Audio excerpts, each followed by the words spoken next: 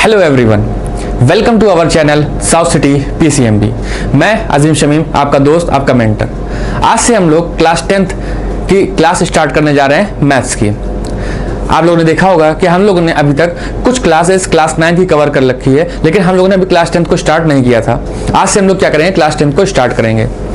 क्योंकि हम लोग की क्लास थोड़ी लेट स्टार्ट हो रही है, इसलिए हम लोग क्या करेंगे कि एक तरह से आप समझ सकते हैं कि हम इस क्लास को जो हम लोग की देखेंगे आप लोग, तो आपका एक तरह से रिवीजन हो जाएगा। दूसरा ही साथ साथ में क्या होगा, आपको नए नए कॉन्सेप्ट भी सीखने को मिलेंगे साथ ही साथ में। तो इसलिए आपके लिए क्लासेस बहुत ही इंपॉर्टेंट होने वाली है और आप प्लीज इसको जब देखिएगा तो अपने दोस्तों में भी शेयर करिएगा। आज हम लोग क्लास 10 की क्लास स्टार्ट करने जा रहे हैं, क्लास 10 मैथ्स की क्लास स्टार्ट करने जा रहे हैं, जिसमें हम लोग पहला चैप्टर पढ़ने जा रहे हैं जिसका नाम है रियल नंबर्स। और रियल नंबर्स क्या होते हैं और कितने तरह के होते हैं, ये हम लोग क्लास 9 में पढ़ चुके हैं। हम लोग क्लास 10 में भी उस चीज को एक बार फिर से देखेंगे। लेकिन रियल नंबर को स्टार्ट करने से पहले हम एक कॉन्सेप्ट पढ़ लेते हैं जिसको कहते हैं इक्विलिट्स डिवीजन लेम्मा। क्या नाम कहा? इक्विलिट्स डिवीजन लेम्मा। इक्विलिट्स का नाम आपने पहले कभी सुना होगा? जी हाँ, बिल्कुल सुना है। कहाँ सुना है? क्लास 9th में सुना है। वहां पे एक चैप्टर था इक्विलिट्स ज्योमेट्री करके, वहां पे आपने इक्विलिट्स का नाम सुना है। डिवीजन, इक्विलिट्स डिवीजन लेम्मा में डिवीजन क्या है? डिवीजन बिल्कुल वैसा ही डिवीजन है जैसे आप बचपन से करते चले आ रहे हैं। जैसे दो नंबर लिया, उसको डिवाइड किया, तो हो सकता है कभी रिमाइंडर 0 है, कभी रिमाइंडर 0 ना है। तो आपको डिवीजन जब करते हैं तो आपको ये पता होता है कि कौन सा डिवाइजर है, कौन सा डिविडेंड है, कौन सा क्वोशिएंट है, कौन सा रिमाइंडर है, वो उसका इस्तेमाल करना है। और उसके बाद एक वर्ड लिखा होता है इक्विलिट्स डिवीजन लेम्मा। ये लेम्मा क्या चीज है? ये लेम्मा हो सकता है आपके लिए नया हो, लेकिन आप में से बहुत लोगों को शायद पता भी होगा। लेम्मा उस चीज को कहते हैं कि हमारे पास एक प्रूव्ड स्टेटमेंट है, पहले से ही एक प्रूव्ड स्टेटमेंट है, वेरीफाइड स्टेटमेंट है, जिसकी मदद से हम क्या करेंगे, कुछ और प्रूफ करेंगे। एक प्रूफ स्टेटमेंट की मदद से हम कुछ और प्रूफ करेंगे। इस चीज को बोलते हैं लेम्मा। देखिए यहाँ पे मैंने डिफिनेशन लिखी है लेम्मा की। It is a proven statement used for proving another statement. मतलब कि हमारे पास पहले से ही एक प्रूव्ड स्टेटमेंट, वेरीफाइड स्टेटमेंट होगी, सिद्ध स्टेटमेंट होगी, जिसकी मदद से हम लोग क्या करेंगे, कुछ और चीजें प्रूफ करेंगे। हम लोग इसके ऊपर जब क्वेश्चन करेंगे तो आप लोग इस चीज को नोटिस भी करेंगे, देखेंगे भी। जैसे मैं एक एग्जांपल लूं कि क्या होता है लेम्मा। जैसे आप सबको पता है कि अगर हम 3 + 5 कर दें, 3 + 5 कर दें तो होता है 8। हम सबको पता है कि अगर हम 3 + 5 कर दें तो होता है 8। लेकिन ये हमारे पास क्या है? प्रूव्ड स्टेटमेंट है। ये हमारा क्या है? प्रूव्ड स्टेटमेंट है। ये हमको पता ही है, इसमें कुछ रॉकेट साइंस नहीं है। 3 + 5 = 8 होता है।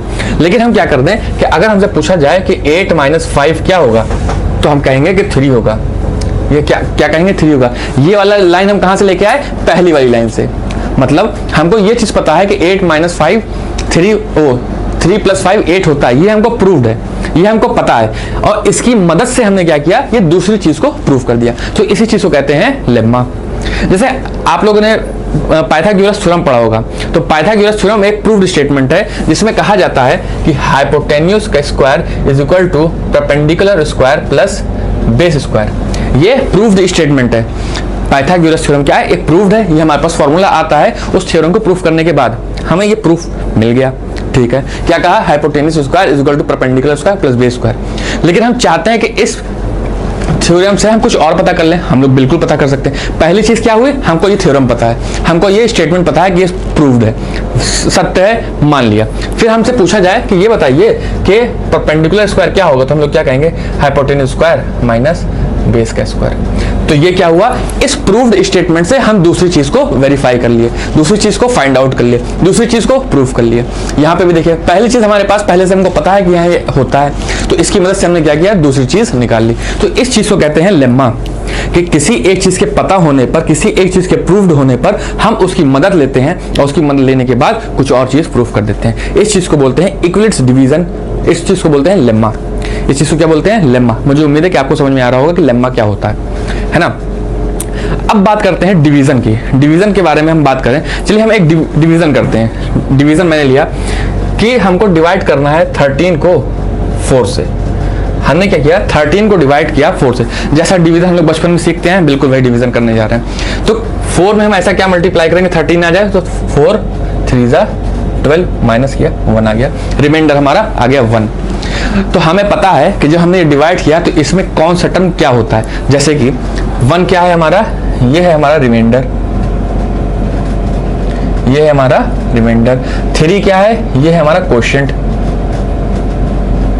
ये है हमारा क्वोशिएंट। 13 क्या है, ये है डिविडेंड जिसको डिवाइड किया जा रहा है, डिविडेंड। और 4 क्या है हमारा डिवाइजर, जो डिवाइड करता है उसको उसको क्या बोला जाता है, डिवाइजर।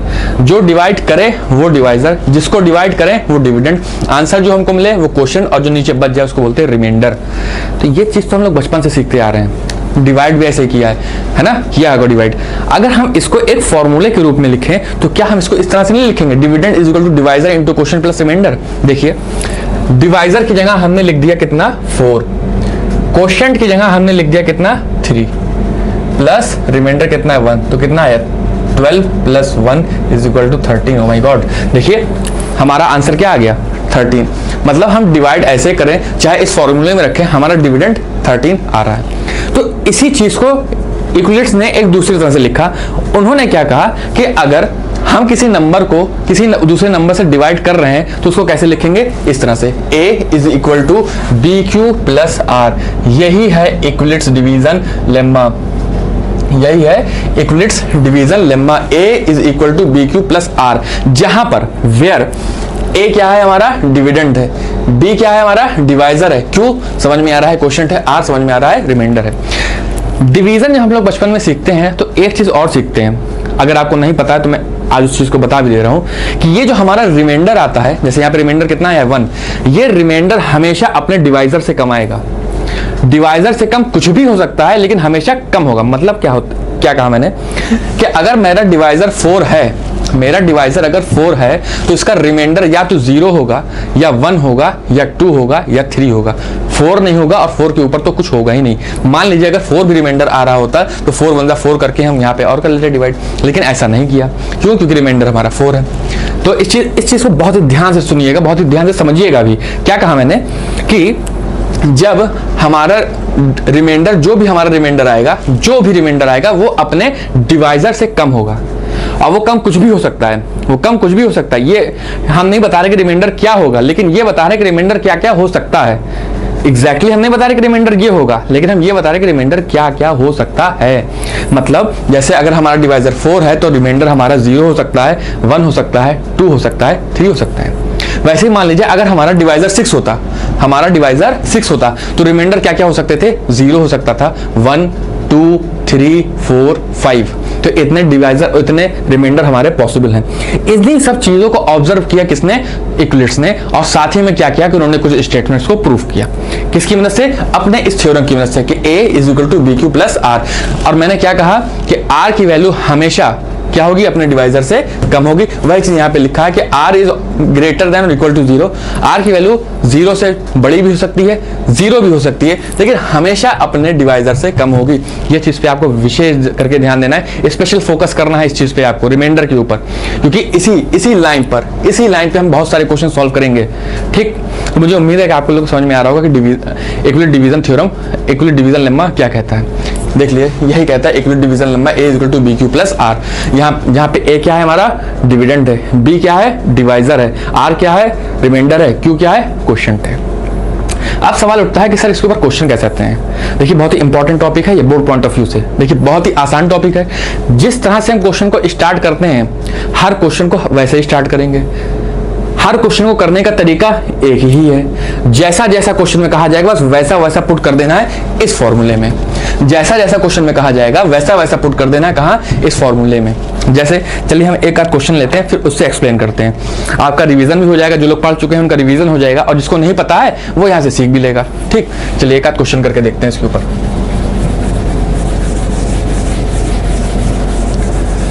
देखिए क्वेश्चन क्या कह रहा है कि show that every positive odd integer, क्या है, every positive odd integer is of the form 2q plus 1। Question है हमारा 2q प्लस 1। फिर से मैं क्वेश्चन बोल रहा हूं, आप लोग ध्यान से सुनिएगा, अगर लिखना चाहे तो लिख लीजिएगा कि show that every positive odd integer is of the form 2q plus 1, के हर पॉजिटिव ऑड इंटीजर जो होता है वो 2q प्लस 1 के फॉर्म में होता है। ये हमको प्रूफ करना है किसकी मदद से, यूक्लिड्स डिवीजन लेम्मा की मदद से। ठीक है, क्या आपने जब इस चीज को देखा तो कुछ ध्यान आ रहा है आपको कि ये कुछ इस तरह से लग रहा है, बिल्कुल लग रहा है। तो देखिए इसको मैंने क्या लिखा कि a is equal to 2q। मान लीजिए मैंने अभी सिर्फ इतना लिखा, a is equal to 2q। तो यहाँ पे 2 क्या है हमारा? 2 हमारा है डिवाइजर। अगर हमारा 2 डिवाइजर है तो रिमाइंडर क्या क्या हो सकता है? या तो 0 होगा या 1 होगा, और तो कुछ हो नहीं सकता, है ना। अगर हमारा डिवाइजर यहाँ पर 2 है तो रिमाइंडर की पॉसिबिलिटी सिर्फ 2 है, 1 और 0। ठीक, हम दोनों को एक एक बार पुट करके देख लेंगे और देख लेंगे क्या आता है। देखिए पहले क्या रखते हैं हम? 0। हमने क्या रखा? 0। तो हमारा नंबर क्या बना? 2q, क्योंकि किसी चीज में अगर हम 0 जोड़ते हैं तो वो नंबर वैसे ही का वैसा रह जाता है। तो हमको क्या प्रूफ करना है कि 2q + 1 हमारा पॉजिटिव ऑड इंटीजर है। पॉजिटिव ऑड इंटीजर क्या होता है? 1, 3, 5, 7, 9, इस सबको बोलते हैं पॉजिटिव ऑड इंटीजर। लेकिन यहाँ पे हमारा नंबर क्या आया? 2q। अब कोई नंबर अगर ऑड है तो वो 2 से डिवाइड नहीं होगा, और अगर कोई नंबर हमारा इवन है तो वो 2 से डिवाइड हो जाएगा। हमने इसको क्या किया? हमने इसको 2 से डिवाइड किया तो हमने देखा ये कट गया। जब ये कट गया तो ये क्या हो गया? ये तो इवन हो गया। मतलब 2q हमारा क्या हो गया? इवन हो गया। लेकिन 2q नहीं पूछा है, पूछा क्या गया? 2q + 1। अगला केस बनाते हैं। ये हमारा मान लीजिए केस 1 था। अब हम मानते हैं केस 2। केस 2 क्या कह रहा है कि फिर से हमने क्या लिखा? a is equal to 2q। a is equal to 2q। अब हमारा रिमाइंडर की पॉसिबिलिटी क्या बच रही है? 1। अब हमारी रिमाइंडर की पॉसिबिलिटी क्या बच रही है? 1, क्योंकि 0 हम पहले करके देख चुके हैं। अब हम 1 लिख देते हैं। तो हमने क्या लिखा? +1। हमने क्या लिख दिया? +1। अब फिर देखिए आप, हम इसको क्या करना है? ये हमारा क्या है? ये हमारा नंबर बना। क्या बना नंबर? 2q + 1। अगर फिर वही चीज, अगर कोई नंबर हमारा ऑड है तो 2 से डिवाइड नहीं होगा, अगर वो नंबर हमारा इवन है तो 2 से डिवाइड हो जाएगा। देखिए इसको हमने क्या किया? 2q/2 से डिवाइड किया, ये तो कट गया +1। तो कितना आएगा ये? ऑड। क्यों ऑड आया? देखिए कोई भी नंबर हमारा इवन है और उसमें अगर हम 1 ऐड कर दे तो वो ऑड हो जाता है। जैसे हमने 6 को 2 से डिवाइड किया, 6 को 2 से डिवाइड किया तो कंप्लीटली डिवाइड हो गया। लेकिन उसमें अगर हम कुछ और ऐड कर देते हैं तो वो ऑड हो जाता है ना। अगर हम उसमें कुछ और ऐड कर देते हैं तो वो ऑड हो जाता है। हर इवन नंबर में एक 1 ऐड करने पे वो क्या हो जाता है? ऑड हो जाता है। तो यहाँ पे तो हमको मिला इवन नंबर, यहाँ पे हमको मिला इवन नंबर, लेकिन इस इवन नंबर में जब हमने 1 जोड़ दिया तो वो क्या हो जाएगा? ऑड। जैसे मान लीजिए इसको सॉल्व करने पे आ रहा होता हमारा 6 और हम 1 ऐड कर दिए तो कितना आ जाएगा? 7 आ जाएगा। और 2 से क्यों डिवाइड किया? क्योंकि हमको चेक करना है कि वो इवन है कि ऑड, और चेक कैसे होगा? 2 से। अगर 2 से कंप्लीटली डिवाइड हो जा रहा है तो वो होगा इवन, और 2 से कंप्लीटली डिवाइड नहीं हो रहा तो वो होगा ऑड। तो यहाँ पे हमने क्या देखा कि ये वाला टर्म तो 2 से डिवाइड हो गया, हमको वैल्यू मिल गई, लेकिन उसमें हमको 1 भी तो ऐड करना है। तो जब इवन में हम 1 ऐड करते हैं तो क्या हो जाता है? ऑड। तो इस तरह से क्या किया? हम लिखेंगे 2q + 1 is a positive odd integer since it is not completely divisible by 2। इस तरह से हमको लिख के इस चीज को प्रूफ कर देना है। मुझे उम्मीद है कि आप लोगों को समझ में आ रहा होगा। देखिए क्वेश्चन बहुत आसान है। क्या कहा जा रहा है कि show that every positive odd integer is of the form 2q + 1। तो हमने इस 1 को पहले नहीं लिखा, ये 1 रिमाइंडर है लेकिन हमने इसको नहीं लिखा, हमने सिर्फ 2q लिखा। फिर हमने देखा कि डिवाइजर हमारा 2 है तो रिमाइंडर की पॉसिबिलिटी क्या होगी? 0 और 1 होगी। तो पहले केस हमने 0 पुट किया। जब हमने 0 पुट किया तो हमने फिर जब किसी नंबर में हम 0 पुट कर लेते हैं तो उसमें कोई फर्क नहीं पड़ता। किसी भी नंबर में अगर हम 0 ऐड कर दें कोई फर्क नहीं पड़ता। और इवन चेक करने के लिए क्या होता है कि वो 2 से डिवाइड हो जाना चाहिए। 2 से कंप्लीटली डिवाइड हो गया तो ये क्या हो गया? इवन हो गया। दूसरे में आए, अब हमें क्या करना है? दूसरी पॉसिबिलिटी हमारी रिमाइंडर की क्या बच रही है? 1। अब हमने क्या किया? अपने नंबर में 1 ऐड किया तो 2q/2 तो कट गया, वो तो कट गया, लेकिन आया क्या? इवन आया। तो जब भी इवन में हम 1 ऐड करते हैं तो वो क्या हो जाता है? ऑड। तो इसलिए हमारा 2q + 1 क्या है? ऑड है। ठीक, एक क्वेश्चन और करते हैं। जैसे क्वेश्चन कह रहा है कि show that any positive odd integer, कोई भी positive odd integer is of the form 4q + 1 और 4q + 3। क्या कह रहे हैं? 4q + 1 और 4q + 3 कह रहे हैं कि कोई भी पॉजिटिव ऑड इंटीजर, फिर से पॉजिटिव ऑड इंटीजर है। देखिए करना एक ही तरह से सारे क्वेश्चन, ऐसा नहीं कि टेक्निक बदल जा रही है, मेथड बदल जा रहा है। बस जो वो क्वेश्चन में कह रहे हैं उसको बस ध्यान रखना है। बस करना क्या है? जैसे बताए, जैसे जो हरकतें हमने इस क्वेश्चन में की है वही यहाँ पे करेंगे। जो स्टेप्स हमने इस क्वेश्चन में फॉलो किया है वही इसमें करेंगे, और वही आने वाले क्वेश्चन में भी करेंगे। आप लोग देखेंगे, इस चीज को नोटिस करेंगे। देखिए यहाँ पे क्या कह रहे हैं कि show that every positive odd integer is of the form 4q + 1 और 4q + 3। ठीक है, हमने क्या किया? फिर से अपना नंबर उठाया, केस 1 बनाया। केस 1 क्या कह रहा है कि a is equal to 4q। बस यहाँ पे हम छोड़ देते हैं, अपनी गाड़ी रोक देते हैं। फिर हम ये देखते हैं कि यहाँ पे डिवाइजर क्या है। डिवाइजर हमने देखा कितना है, 4 है। डिवाइजर कितना है, 4 है। अगर डिवाइजर हमारा 4 है तो रिमाइंडर की पॉसिबिलिटी क्या बनी, 0, 1, 2 एंड 3 होगी। ये बहुत इंपॉर्टेंट है, इसको आपको खास करके ध्यान रखना है, 0, 1, 2 एंड 3। तो सबसे पहले हमने क्या रखा, +0। क्यों, क्योंकि पहला रिमाइंडर उठाया तो क्या बना, 0 बना। अब 4q अपॉन 2 क्यों किया, हमको चेक करना है कि ये इवन होगा कि ऑड होगा। और ये हम देखेंगे कि ये 2 से पूरा कैंसिल हो गया। जब ये कैंसिल हो गया तो ये क्या हो गया, इवन। तो और सही और ये ठीक बात भी है कि 4q क्या होगा, हमारा इवन होगा। और ये हमको प्रूव भी नहीं करना है कि ये ऑड है, तो ये तो हमारा इवन आ गया। अब हम दूसरा वाला केस उठाएं, 1 वाला केस क्या करते हैं, मैं इस तरफ कर रहा हूं, a is equal to 4q plus 1। क्या है, a is equal to 4q plus 1। अब इसको भी हम क्या करें, 2 से डिवाइड कर दें।